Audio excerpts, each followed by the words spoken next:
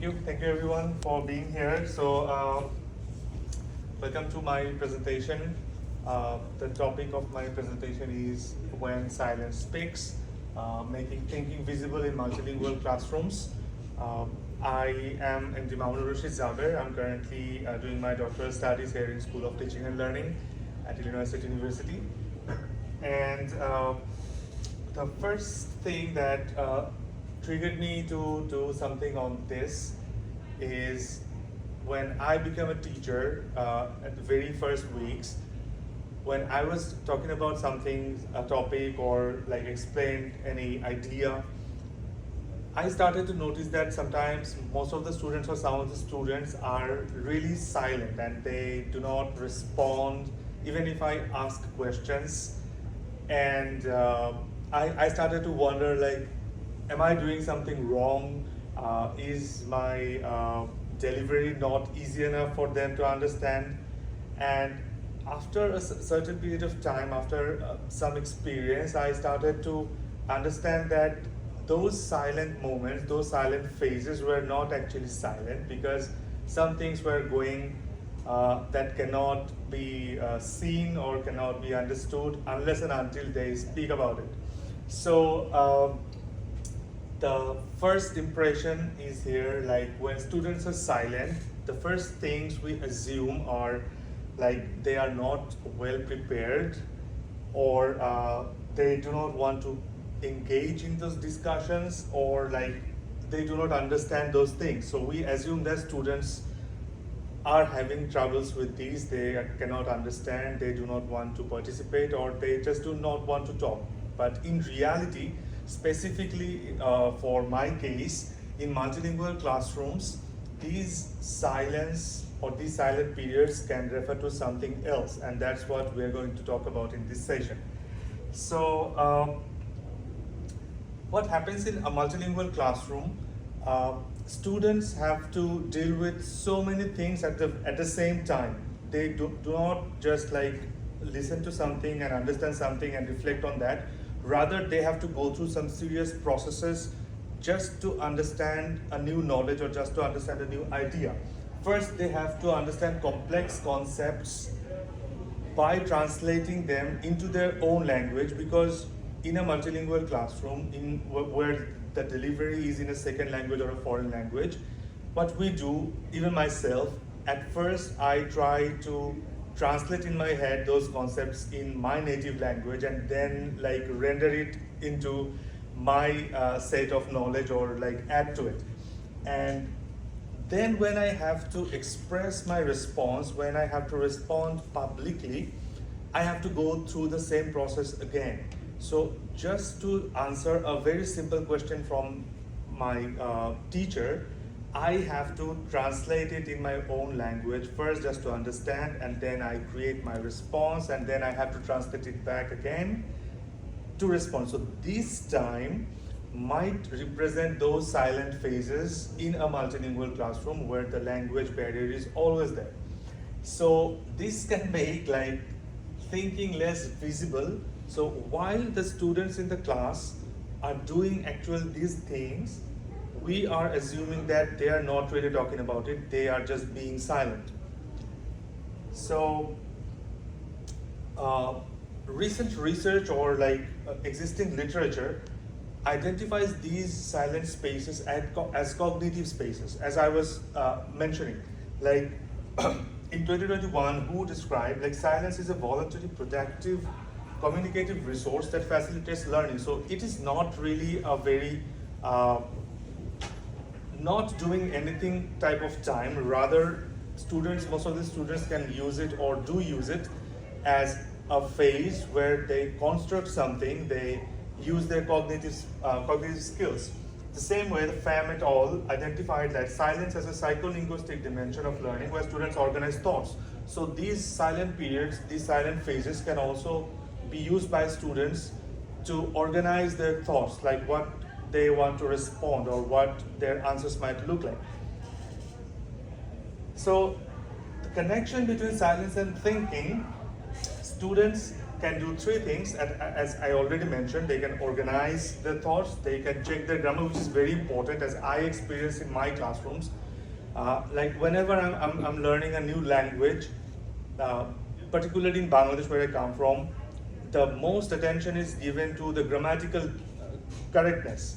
Like whether I'm being able to express my thoughts in a new language, it becomes more important whether my grammar is correct or not. So a lot of students, in my case, a lot of my students, I've seen that they spend more time on getting their grammar correct rather than what they're saying or what their thoughts actually are. So the silence become extended.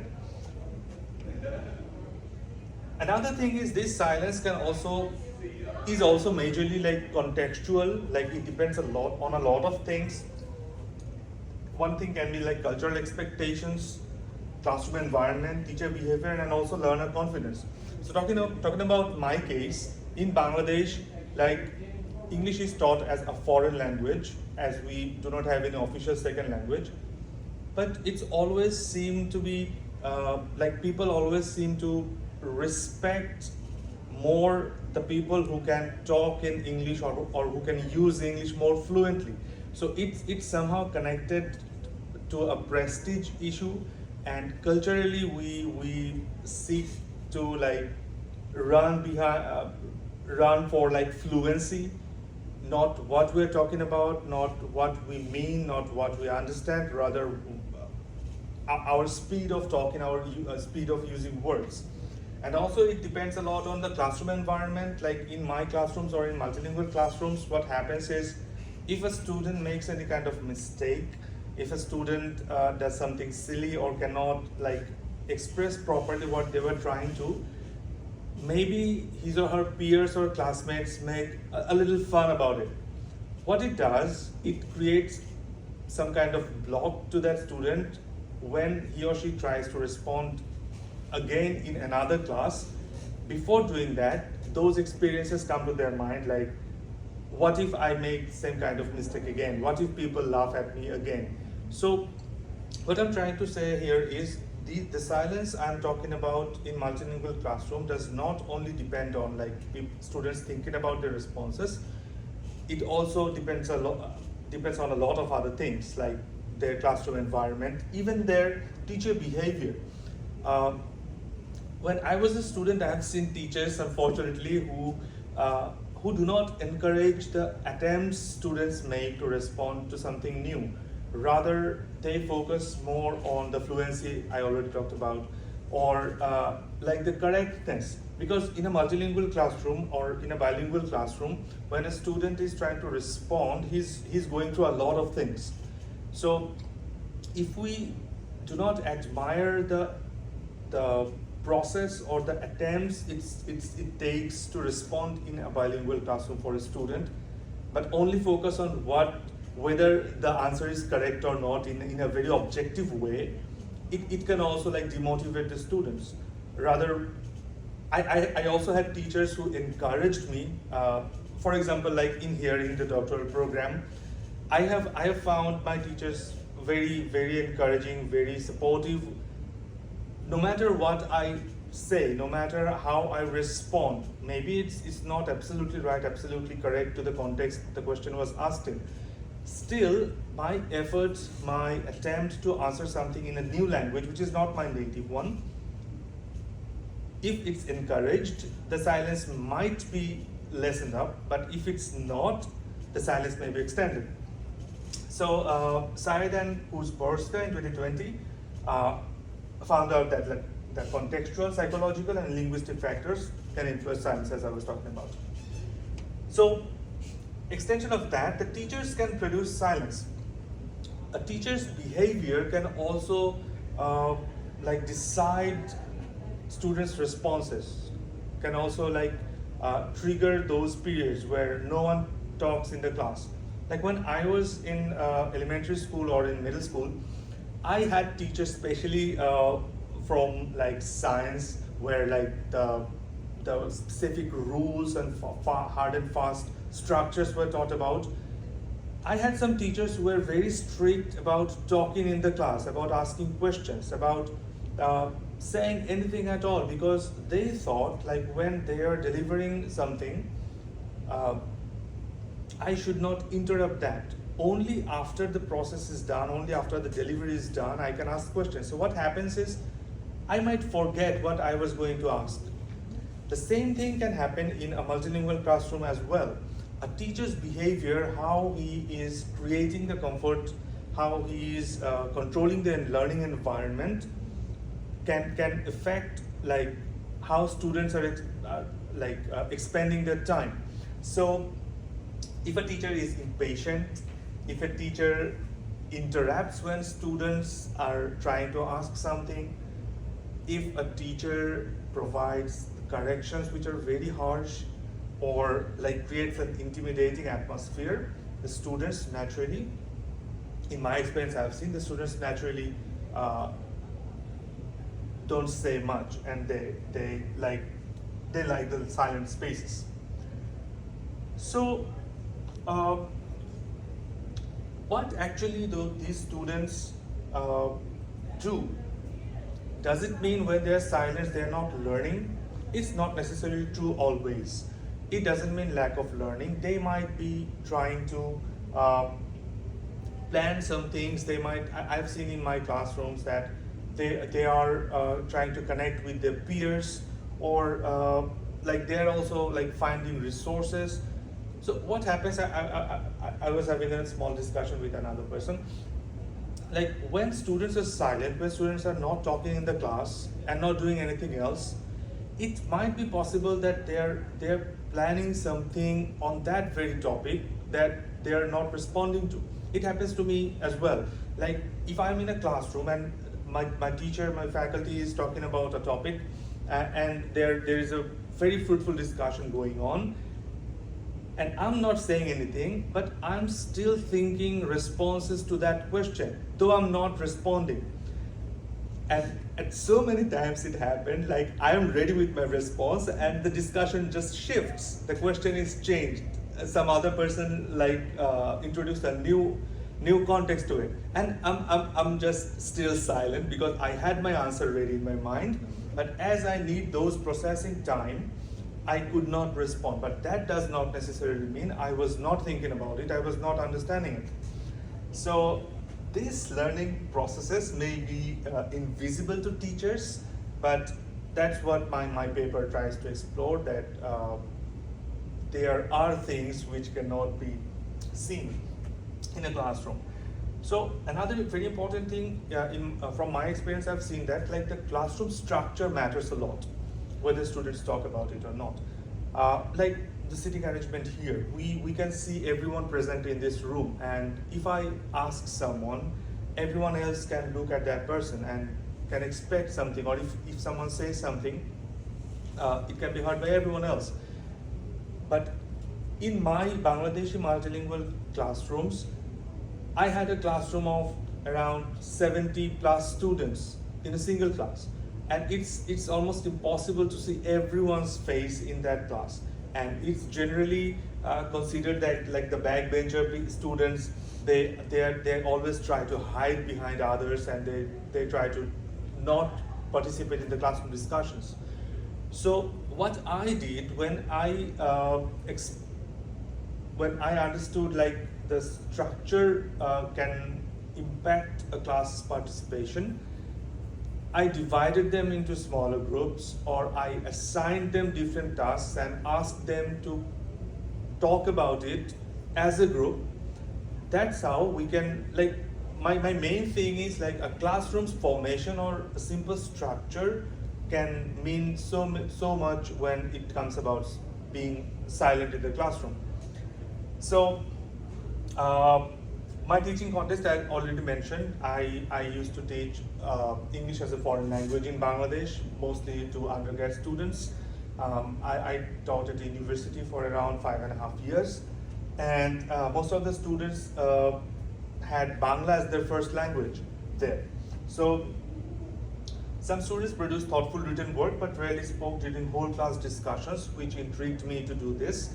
I knew many students personally, I knew them academically, I saw that they produce very like good quality works when they write some things, but I noticed that most of them are very silent in the classroom. So my question arises, like, was silence masking student thinking? I knew they were thinking, but I couldn't see it. So was it masked behind that silence? So now I'm going to talk about a little bit of like the strategies I followed, which can be also implemented in schools, I guess, like in elementary or middle or even high schools. And I can say it on a single line, it's a reflective teaching approach. It depends a lot about how your students behave, your class size, your environment, and your context mainly. So the first strategy I used was small group discussion. I tried to identify like which students are more participating than others and which are not, and I try to combine those students into groups where there are mix-ups, where there are like verbal students and silent students, so that they can like at least interact and like increase their talking time. I found out that it reduced anxiety to a certain bit, because when there are like 50 students or 40 students in a classroom and you are responding and 39 others are looking at you, that pressure is reduced when there are only 5 people in your group and all of them are your peers and the teacher is not always seeing you, and it somehow built some confidence into my students. And eventually, like when I tried to explain to them, like if you are confident enough in a 5 people group, you should not be scared when talking in front of 40 people. So I felt that somehow those anxiety were reduced, and it also like increased the peer language support, as I was talking about.